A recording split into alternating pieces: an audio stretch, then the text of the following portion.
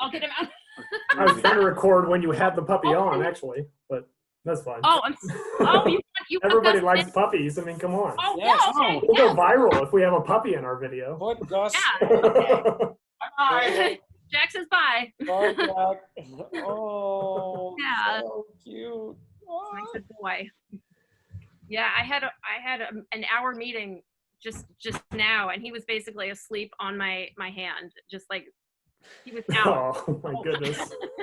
Yeah. Yeah, so here we are indeed. Was it back in 2016, I believe? After everything at Crater Lake and all that too, we had a normal orchestra season as well. Imagine that. And part of that season we did an all Russia concert, and one of those pieces obviously was Tchaikovsky's 1812 Overture. And we got a pretty nice recording of it, canons and all, although we didn't use actual canons, and we'll get around to that. But yeah, Seth, I'm pretty sure you were in the orchestra by then, right? I played this concert. I remember that I did play this concert. Yeah. I don't remember much else, but I know I was there. It's always a blur anyway. I don't know what else is on the program, Mark. It was all Russian. We did the new piece by Lev Zerbin by Lova. Oh. And Ray Chen played the Shostakovich Violin Concerto. Yeah. Oh yeah, right. Then But we we're only did, going to broadcast the 1812 Overture. yes, yeah. But we did Petrushka, and then the concert closed with 1812. So that's the full scoop. Oh my God, we did Petrushka Wow. also. Wow. Yeah. On that same concert? On that same concert, yes. Yeah, that was that season. I wonder That which, season. I wonder which person programmed that.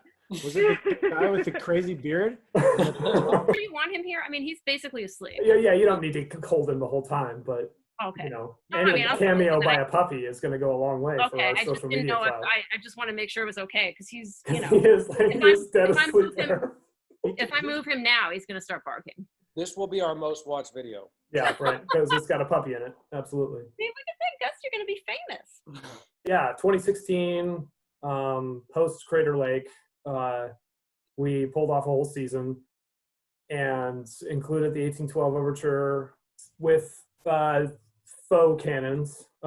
We actually worked with the Rogue Community College here locally in their music appreciation class. So we've been partnering with them for, I don't know, 3 or 4 years, maybe more. And so their students came, and Gabe Lobotonik sort of led them in being the canon. So we just collected a bunch of bass drums and you know, clappers, like big wood clappers, that sort of thing, to simulate a canon sound.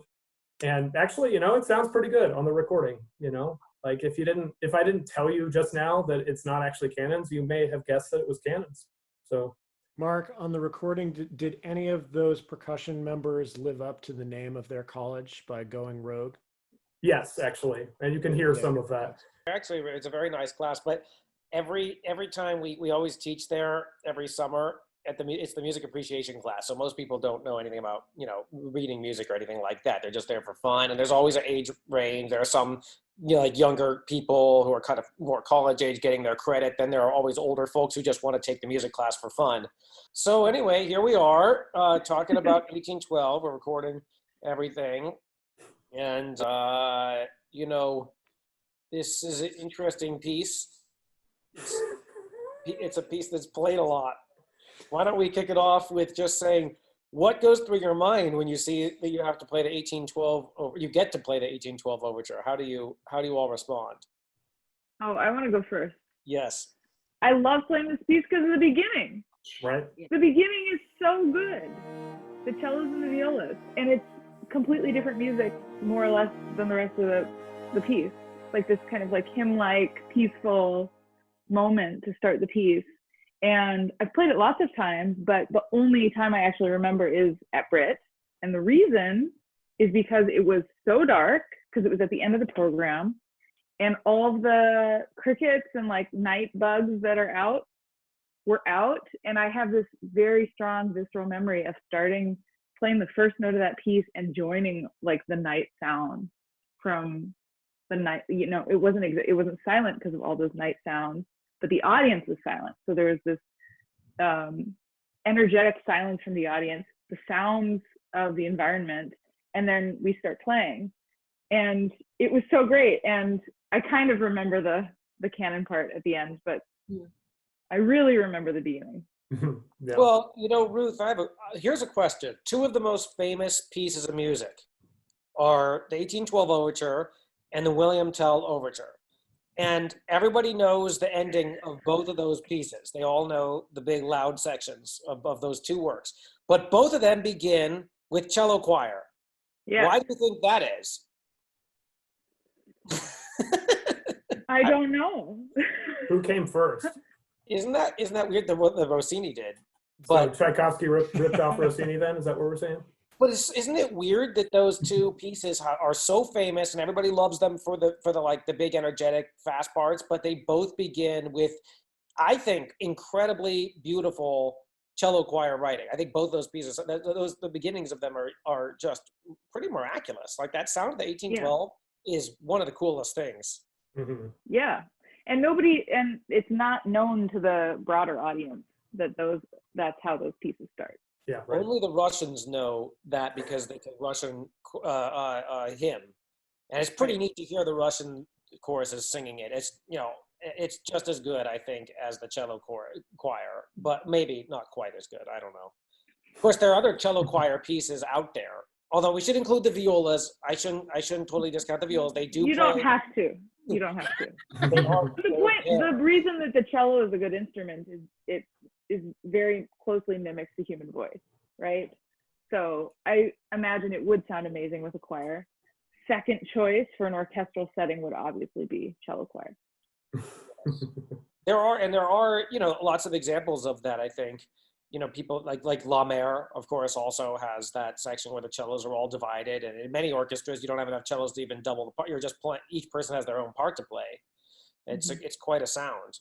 Is that fun to do it? Or is that, I mean, it's, you know, it's so familiar that I don't know if it's nerve wracking to do that in the same way that, you know, an exposed might be, but it's so fun. It's so fun, especially in the Brit Orchestra, because it's a great cello section and everybody's friends. And I remember how fun it was to play that with Naomi and Meredith and Kirsten, the 1812. Trying to think, we have played La Mer, Brit Orchestra, haven't we? We did, Yeah. but the look on the cellist's face before the chorale and La Mer is never as fun as the look on their face before the 1812 Overture. I don't know why, but there's always this fear right before you start. No, you have to find my face, because I'll be there like this. Like, I'm excited. I mean, because, you know, we all know what it's like to sit for years and years and years and practice an orchestral excerpt.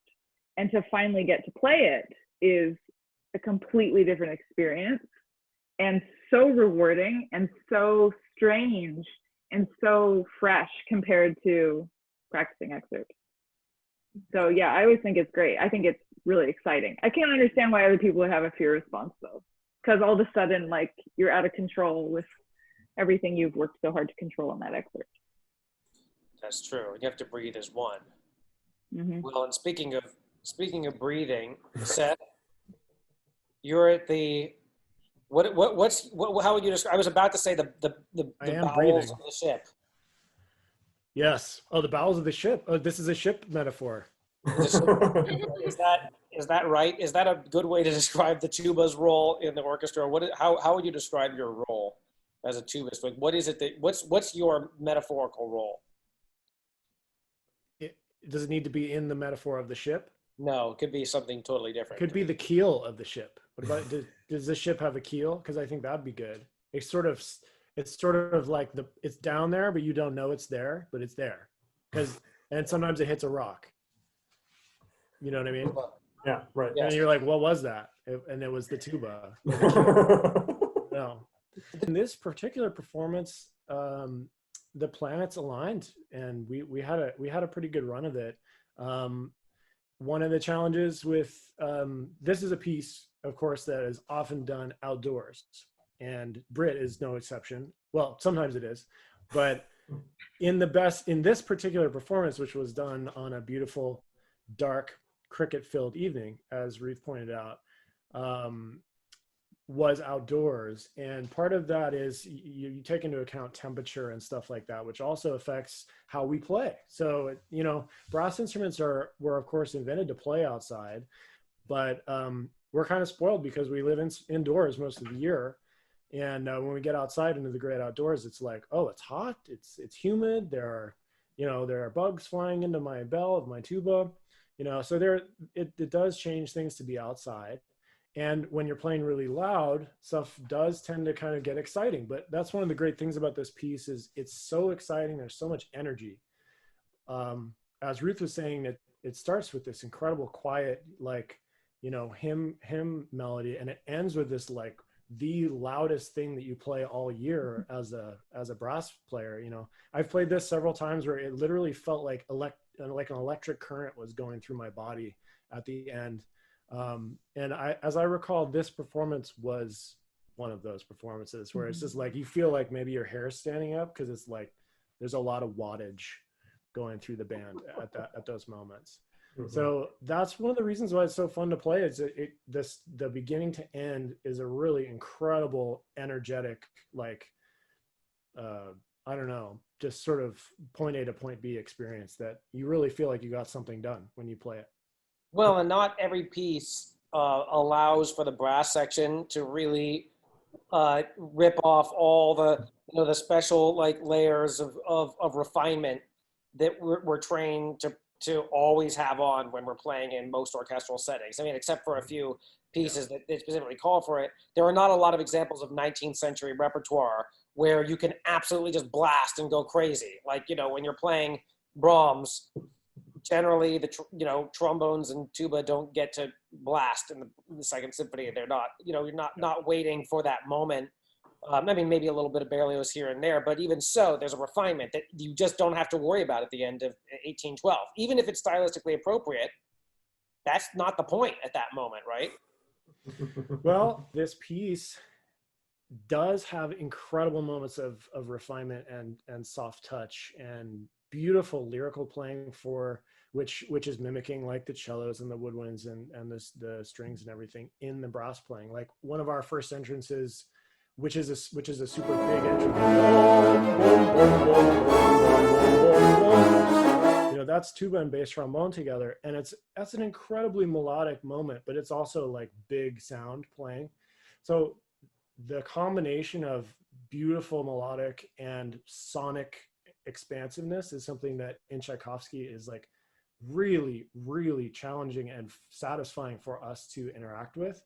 And, you know, you do start to find where is the limit of what sounds good versus what does not sound good because I'm playing too loud and it's too much.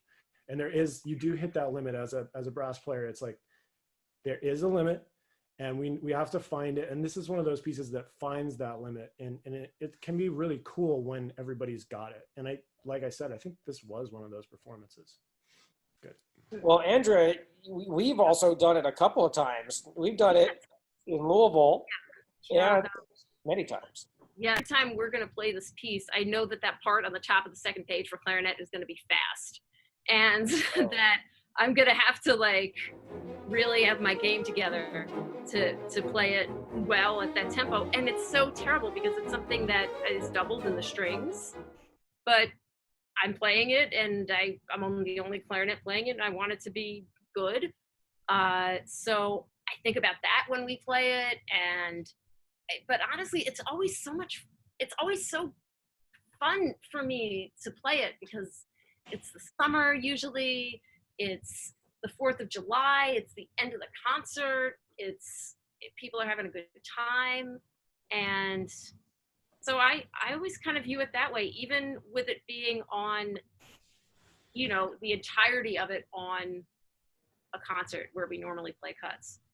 But I just remember playing it at that time at Brit in 2016, playing the entire thing. And I remember turning to Ben, who plays second clarinet, and being like, I haven't played the entire 1812 since like Tanglewood. Like, I didn't even remember what that cut part sounded like. Well, so, It's so, there's so much good music in there. I actually think it's an amazing piece. Like as silly as it is and over the top, I think it's incredible. I think it's so well constructed. I remember when I was a student at Aspen, and we were actually doing it in the conducting orchestra, the American Academy of Conducting at Aspen, and David Zinman was teaching.